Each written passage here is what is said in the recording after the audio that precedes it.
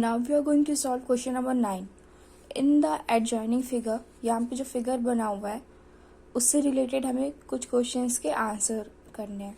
So the first is angle 1 adjacent to angle 2? Now we have to tell कि ये angle 1 के angle 2 के adjacent है. So let's see the answer. Yes, as angle 1 and angle 2 having a common vertex, दोनों की क्या है, common vertex है, that is O, and a common arm OC. Now see in this figure,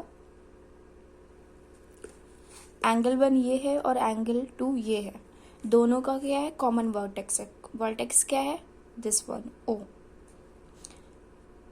ये common vertex है और एक common arm है उसमें, कौन सी, ये OC. This is the common arm. और एक और पॉइंट रहता है फॉर एडजेसेंट एंगल कि एक नॉन कॉमन आर्म होनी चाहिए on either side. So there non common arms OA and OE are on both the side of a common arm. ये क्या है, कॉमन आर्म है, और ये क्या है, AO और OE, ये दोनों क्या है, नॉन कॉमन आर्म्स है.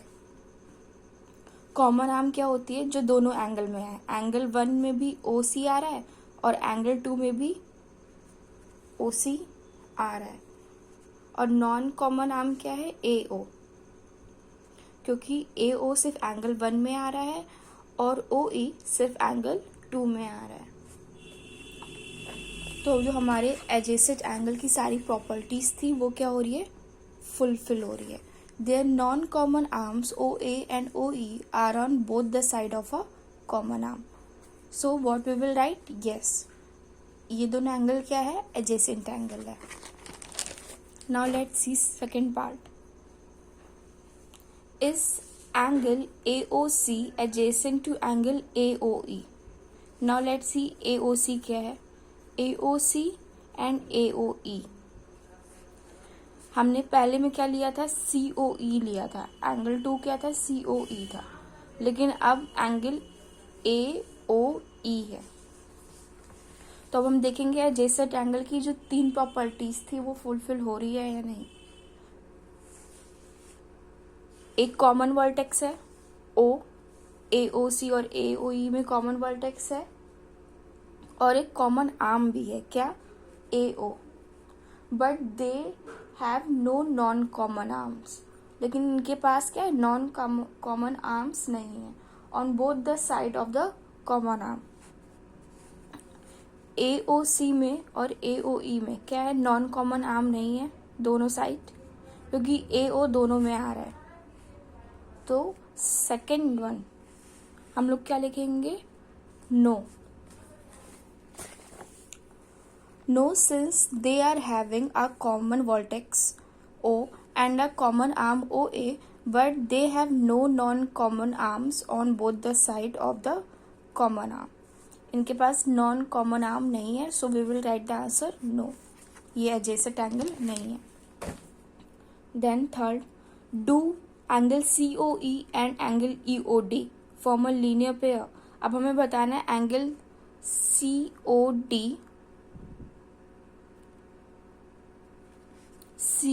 क्या है, angle COE and angle EOD.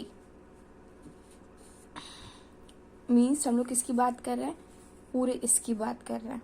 ठीक है, COE और EOD form a linear pair. Linear pair में क्या होता है, एंगल कितने डिग्री का होता है, 180 डिग्री का होता है, और ये एक लाइन भी फॉर्म कर रहा होता है. So let's see the answer. Third, yes, as angle COE and angle EOD having a common vertex that is 0. दोनों का क्या है, common vertex है. vertex क्या होता है, this is called vertex. And a common arm OE. Their non-common arms OC and OD are on both the side of a common arm. हम लोग क्या लिखेंगे इसमें answer, yes. Then fourth, are angle BOD and angle DO is supplementary.